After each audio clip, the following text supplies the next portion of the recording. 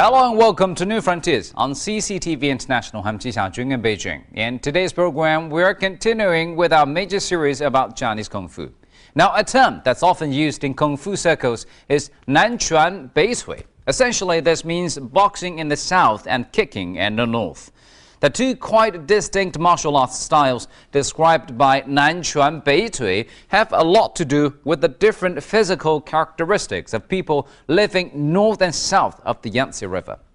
Roughly speaking, people in the north tend to be big and heavy, while their counterparts in the south are smaller and more delicate. Nanquan, or Southern-style boxing, is a general term for the various martial arts schools that have become popular in the south of China. Nanquan features steady strikes with the hands delivered with sudden explosive force. Although that's not to say that certain techniques haven't been borrowed from the north.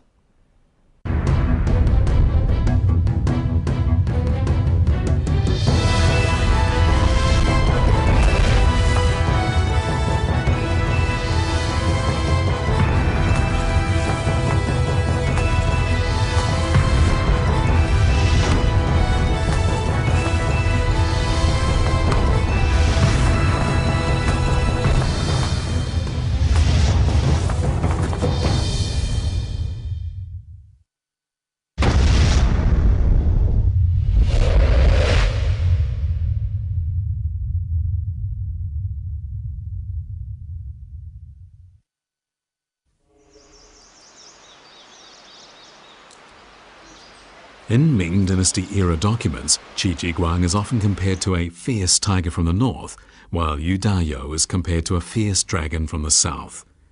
Yu Dayou, a native of Zhuangzhou in Fujian province, was learned in both civil and military affairs, and the reputation he enjoyed was as great as Qi Jiguang. Yu Dayou was a martial arts master whose skills were of the highest level.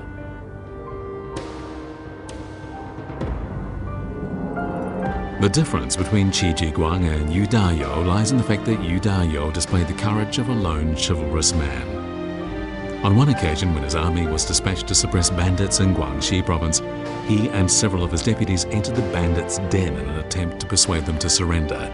When the bandits refused, Yu Dayou suggested to the bandit chiefs that they discuss martial arts with him, and they agreed. As soon as Yu Dayou demonstrated his skill with the cudgel, the bandits were so astounded they agreed to surrender on the spot.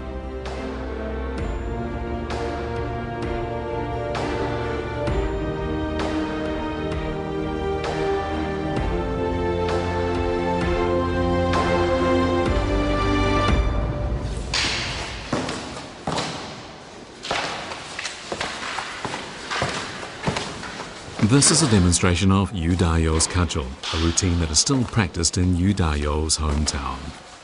At 1.7 meters in length, the cudgel is so long it reaches the brow of the practitioner, and so it is also known as the brow-high cudgel. In combat, the user can swing the cudgel around and use it to hack and stab, and the movement should be made with energy generated through regulated breathing. The routine is in fact the most classic of all the cudgel styles practiced in southeast China. The Yu Dayou's cudgel routine was already famous when Yu Dayou was still alive, and Qi Jiguang thought so highly of it, he described it in detail in his book Discipline and Efficiency, and he made it a compulsory routine for the soldiers under his command. He Liangqian, another military strategist of the Ming Dynasty, writes in his book Tactical Deployment of Troops, Yu Dayou's cudgel has reached a level that cannot be reached by any other routine. But martial arts researchers have not yet been able to reach a consensus on the origin of Yu Dayou's cudgel. Some of them hold that Yu Dayou's cudgel evolved from the Taizu cudgel routine created by Emperor Taizu of the Song dynasty. If so, Yu Dayou's cudgel would have its source in North China. However, a folktale told in Zhuangzhou in the south claims that Zhao Kuangyin, or Emperor Taizu, was a great martial arts master, and that he developed both Taizu's long boxing and Taizu's cudgel, and that he taught them only to children of the royal family. This version of the origins of Yu Dayou's cudgel claims that when the northern Song dynasty fell and descendants of the royal family fled to southeast China, some of them settled in Zhuangzhou in the southern part of Fujian province, and that it was they who brought the royal family cudgel style to the southern part of Fujian province. Furthermore, when Yu Dayou was a teenager, he had a teacher who was a descendant of the royal family, and he taught Yu Da-yo Taizu's cudgel. Yu Da-yo then enriched the original cudgel style with features of his own devising.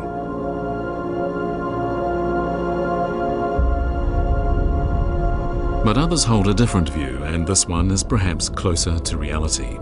This explanation of the origins of Yu Da-yo's cudgel sees Yu Da-yo developing his cudgel style by integrating swordplay skills with Shaolin cudgel skills. Evidence for this theory can be found in a Ming Dynasty book called Merits of Master Yu Da-yo, as well as local annals.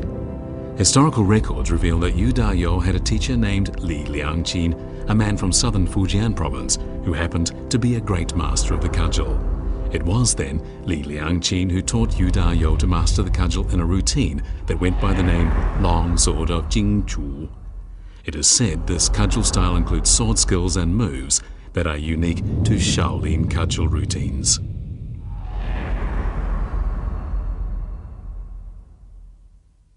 他把棍呢比喻成为长剑，不仅讲到了棍术的使用的一些要点，而且呢有单独训练的，在部队里面单独训练棍术的，而且还有对练的，所用的一些武术术语，直到今天我们泉州的武术界还在使用。 The text of the manual Classic of the Sword is simple, and most of it is written in the form of rhymes. The entire text consists of just 10,000 Chinese characters, but it is a concise and valuable summary of experience gained in real combat situations. The tips in the manual include: strike late, but be the first to strike the opponent. Go along with the opponent's moves and make use of his force, and let the first strike pass for a while before making the second strike. These tips are still followed by martial arts instructors today. Yu Da-yo's Classic of the Sword is made up of just 3 chapters, devoted in turn to the sword, archery, and troop deployment. But the cream of the chapters is the chapter on the sword. Here the term sword means the cudgel, and we learn that Yu Da-yo holds that mastering the cudgel is the foundation for the mastery of all long weapons. He even compares cudgel skills to Confucian teaching, stating, "The weapons, the hook, sword, spear, and rake are like the 5 classics in the 4 books. When one can understand the 4 books, one will find it easy to understand the other classics. In the practice of martial arts, if one can master cudgel skills, when one handles other weapons, it will seem easy."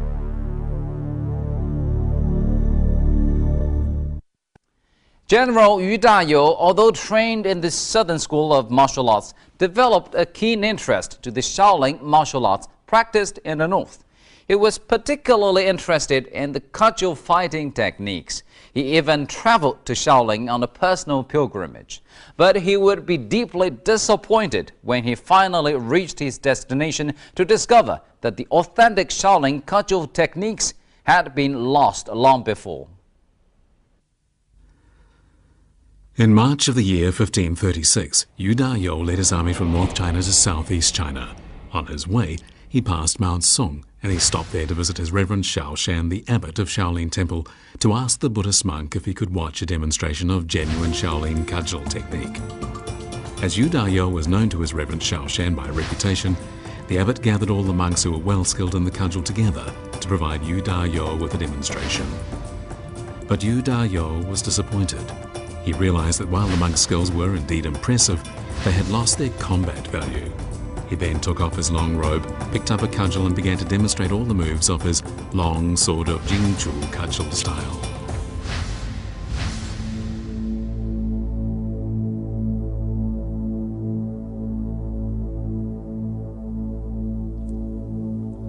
The Buddhist monks had never seen such a ferocious cudgel technique, and they all cheered. Monk Xiao Shan realized that Shaolin cudgel technique had degenerated due to not having been used in real combat situations for a long time.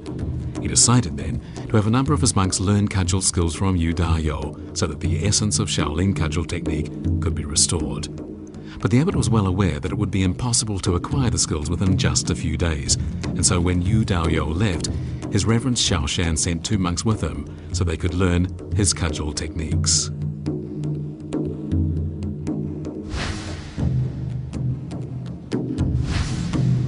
After 3 years in the army in real combat situations under Yu Da-yo's command, the two Buddhist monks had learned everything they needed, and so they returned to Shaolin Temple and passed on the skills to the other monks.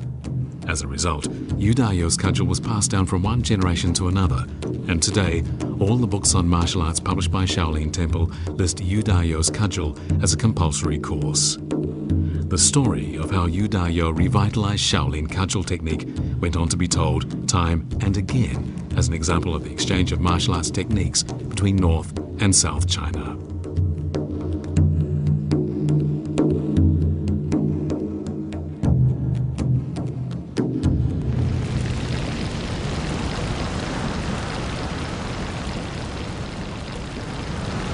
Many stories about Southern-style boxing claim that a fire in Shaolin Temple led to the development of the style. In the history of Southern-style boxing, the mystery of the fire of Shaolin Temple is the most difficult to unravel, as no evidence has ever been found of any such fire. During the Qing dynasty, various fabricated stories about the burning of Shaolin Temple aroused great interest in learning Southern-style boxing, and as a result, many branches of this style of boxing, including pictographic boxing and other complex technical systems, appeared, and these have been passed down to the present day. But is the legendary burning of Shaolin Temple something that actually occurred? And if so, why did such an event enable Southern-style boxing to thrive during the Qing dynasty?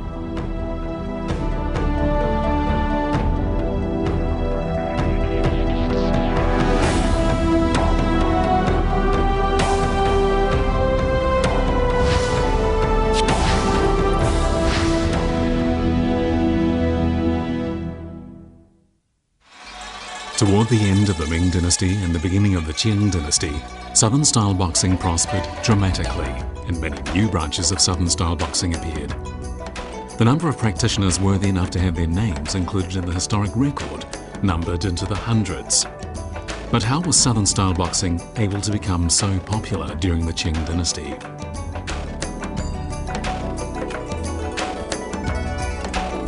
The sudden popularity was caused by news of a fire that was said to have been deliberately set at Shaolin Temple with the intention of burning it down.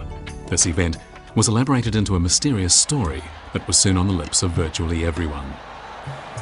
The commonly told version of what happened goes as follows. During the reign of Emperor Kangxi of the Qing dynasty, a small state known as Xilu rose in revolt, and the imperial court sent troops to suppress it several times to no avail.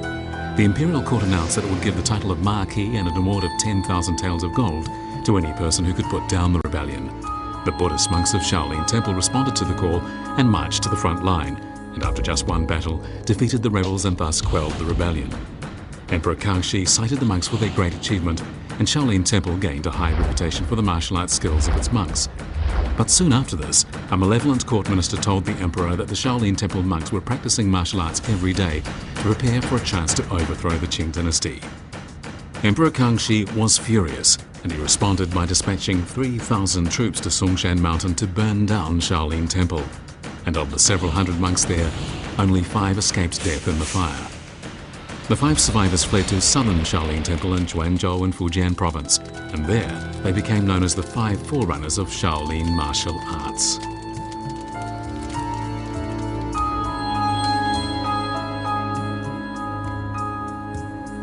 The 5 monks brought together the skills they already had and the martial arts skills of various local practitioners, and eventually they developed Wuzhu boxing or 5 forerunner boxing.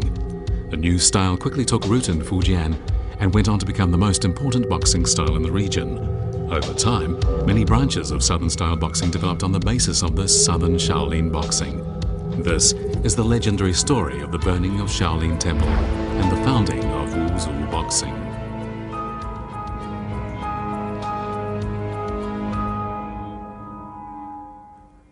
The story of the burning of Shaolin Temple and the development of Southern Shaolin boxing has been made into numerous movies and television dramas, and fans of Kungfu talk about it with great relish.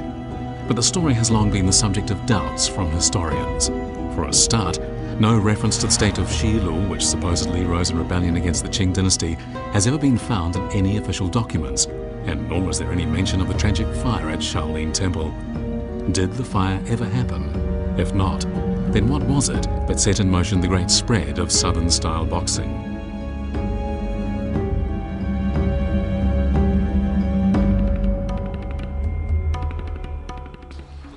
The Buddhist monks of Shaolin Temple in Quanzhou have preserved Wuzhu boxing in its original form, and so perhaps it might be possible to find in it elements of Shaolin boxing as practiced in the north.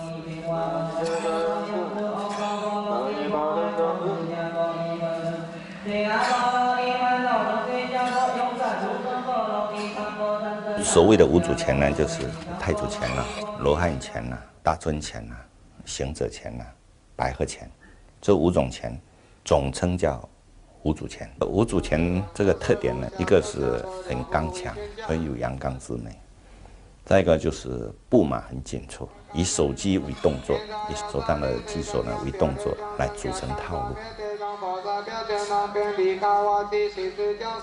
Wuzhu boxing utilizes many movements that are as powerful as those seen in the Shaolin boxing of the northern school, and even the names of the 5 parts that comprise Wuzhu boxing can be found in northern-style Shaolin boxing. But is it true that the 5 founders of Wuzhu boxing were Buddhist monks who escaped the burning of Shaolin Temple?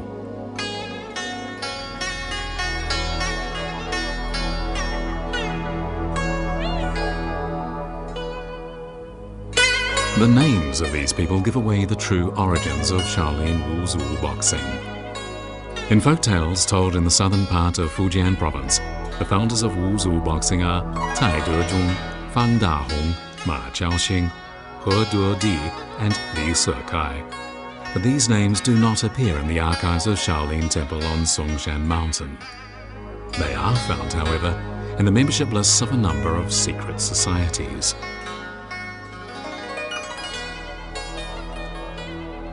On the membership list of the Tiandi Society, also known as Hongmen, are the 5 founders of the new secret society, and they are ranked in the 3rd grade. The famous Chinese national heroes Zhang Jianggong and She Kefa, and the famous character Chen Jinnan, who appears in Kungfu stories, are listed top in the society's seating order. So what was the relationship between the Tiandi Society and Shaolin Temple?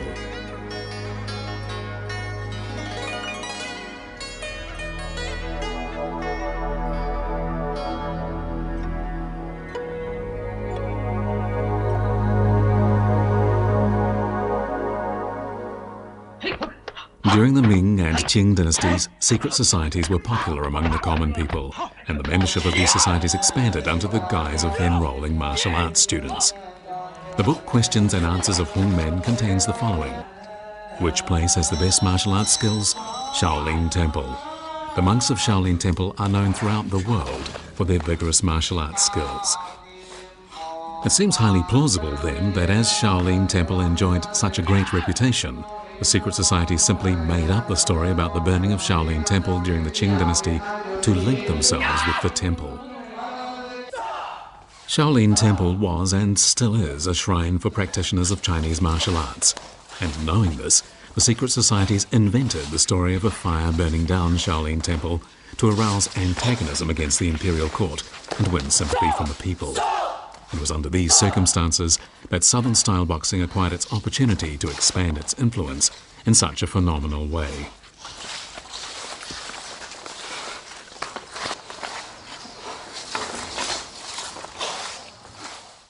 In the mid-Qing dynasty, forms of boxing that were native to Fujian and Guangdong provinces began to flourish. At the same time, new, somewhat more pictographic forms, such as cream boxing, appeared. Such developments were a sign that Southern-style boxing had rid itself of the Northern influence and was developing in its own right. White crane boxing, devised by local martial arts masters in Fujian province, is acclaimed as the essence of pictographic boxing forms of Southern-style boxing.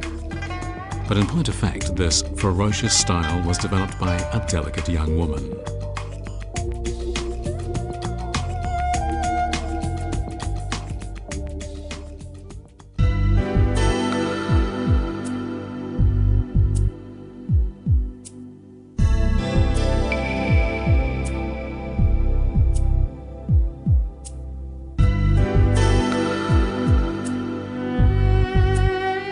White crane boxing is still practiced in Yongchuan County, Fujian province today.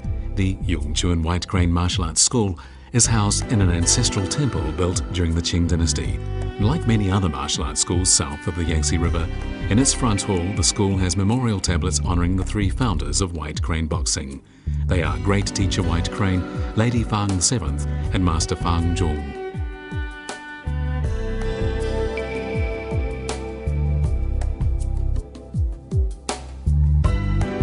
Folk tales told in Yongchuan County say that Master Fang Zhong and his daughter Lady Fang VII were not natives of Yongchuan, but itinerants who learned a living by going from place to place, demonstrating martial arts. As Lady Fang VII was beautiful, she was often harassed by local hooligans. But as the father and daughter knew there was no hope of fighting so many of them all at once, they swallowed their pride and accepted the humiliation. But then one night, Lady Fang VII had a dream in which a white crane demonstrated particular moves. And in this dream, no matter what moves the girl used to fight the crane thwarted her attacks with ease. Moreover, the strikes from the crane's wings looked gentle, but the girl could feel their tremendous force. The next day, the girl tried the moves for herself, and in no time at all, she had developed a totally new and unique boxing form. The next time she was harassed by the hooligans, she defeated them easily. This folktale, popular among martial arts practitioners in Fujian province, claims that Lady Fang VII came up with white crane boxing after receiving guidance from an immortal white crane. And so for this reason, practitioners of white crane boxing worship the white crane as their ancestor. It is further told that Lady Fang VII settled in Yongchuan and passed on her skills to her children and neighbours. This enabled white crane boxing to take root in the town and spread from there.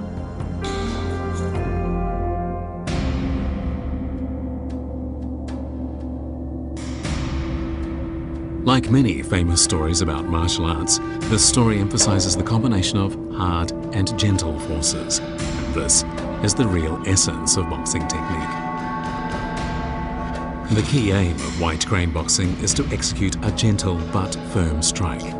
At the same time, the practitioner should breathe as gently as a crane. The new boxing form stimulated great enthusiasm among martial arts practitioners to study Southern-style boxing in greater depth.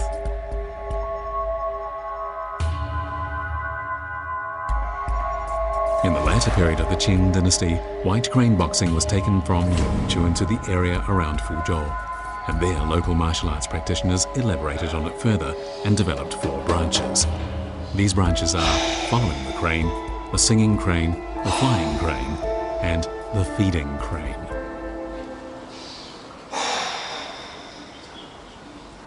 This is a demonstration of the singing crane, the most popular branch of white crane boxing practiced in Fuzhou. The boxing style stresses the use of the palm. The practitioner augments his striking force with short cries like those of a crane. What results is a display of muscular beauty.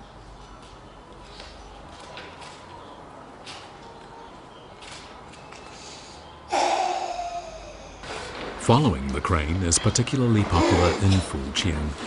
This form uses a unique method to apply the strength of white crane boxing.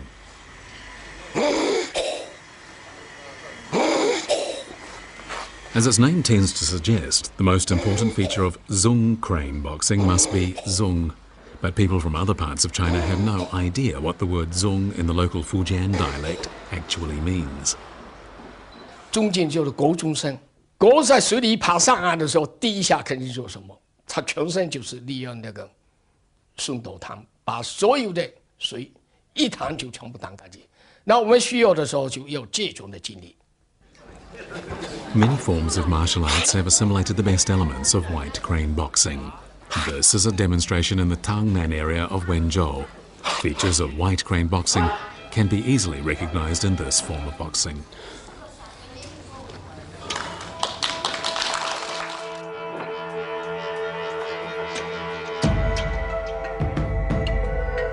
The famous late Kungfu movie star Bruce Lee demonstrated Yongchuan boxing as it developed in Guangdong province in one of his films.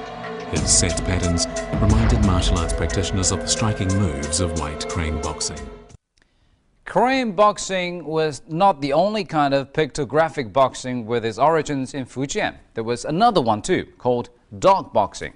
Well, we'll hear more about dog boxing in our next program. And thank you for staying with us on today's New Frontiers. Tune in again next time when we'll have the concluding part of the story of Southern style boxing. I'm Ji Xiaojun from CCTV International. Goodbye.